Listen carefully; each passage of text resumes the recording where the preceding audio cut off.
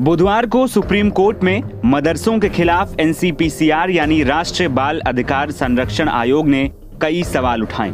Supreme court में मदरसों से जुड़े एक मामले की सुनवाई के दौरान एनसीपीसीआर आयोग ने अपनी दलीलें पेश करते हुए कहा कि मदरसों में दी जाने वाली शिक्षा व्यापक नहीं है और ये शिक्षा के अधिकार अधिनियम के नियमों का उल्लंघन करती है।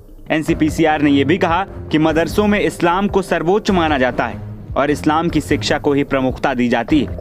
आयोग ने यह भी दावा किया कि तालिबान उत्तर प्रदेश के दारुल उलूम देवबंद मदरसे की धार्मिक और राजनीतिक विचारधाराओं से प्रेरित है और इसे अदालत को लिखित रूप में प्रस्तुत किया गया।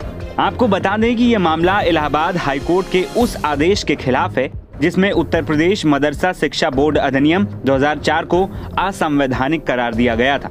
अदालत का मानना था कि मदरसों की व्यवस्था संविधान के अनुच्छेद 14 के तहत मौलिक अधिकारों और धर्मनिरपेक्षता के सिद्धांत का उल्लंघन करती है। 5 अप्रैल को भारत के मुख्य न्यायाधीश डीवाई चंद्रचूड़ की अध्यक्षता में सुप्रीम कोर्ट की पीठ ने हाई कोर्ट के आदेश पर रोक लगा दी थी। अपनी दलील में एनसीपीसीआर ने कहा कि मदरसे शिक्षा के लिए सही स्थान नहीं है और इनकी कार्यप्रणाली शिक्षा के अधिकार अधिनियम 2009 की धारा 29 के तहत निर्धारित पाठ्यक्रम और मूल्यांकन प्रक्रिया के खिलाफ है। आयोग ने यह भी कहा कि इन अल्पसंख्यक संस्थानों द्वारा बच्चों को शिक्षा के अधिकार से वंचित करना न केवल उनके मौलिक अधिकारों का उल्लंघन है बल्कि उन्हें कानून के सामने समानता के अधिकार से भी वंचित करता है।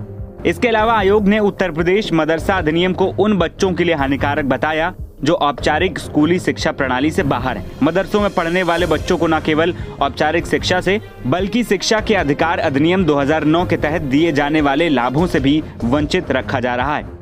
आयोग ने मदरसा बोर्ड की पुस्तकों का अवलोकन करने के बाद निष्कर्ष निकाला कि इन किताबों में इस्लाम को सर्वोच्चता की शिक्षा दी जा रही है। आयोग ने अपनी दलीलों में यहाँ तक कहा कि दारुल उलूम के फतवे गजवाए हिंद जैसी विचारधाराओं को बढ़ावा देते हैं जो बच्चों के मन में अपने देश के प्रति नफरत पैदा कर सकते हैं। आयोग ने बताया कि चूंकि मदरसे शिक्षा के अधिकार यानी कि आरटीई कानून के दायरे में नहीं आते हैं, इसीलिए यहाँ पढ़ने वाले बच्चे न केवल औपचारिक शिक्षा से वंचित रह जाते हैं बल्कि उन्हें मिड डे मील, यूनिफॉर्म और प्रशिक्षित शिक्षकों जैसी आवश्यक सुविधाएं भी नहीं मिलती।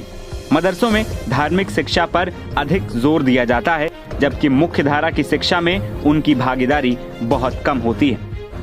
आपको बता दें कि भारत सरकार ने मार्च 2007 में एनसीपीसीआर की स्थापना की थी। इसका उद्देश्य ये होता है कि बच्चों के अधिकारों की रक्षा करना। मीडिया रिपोर्ट्स के मुताबिक एनसीपीसीआर ने कहा है कि मदरसों में बच्चों को एक सख्त धार्मिक पाठ्यक्रम को अपनाने के लिए मजबूर भी किया जाता है।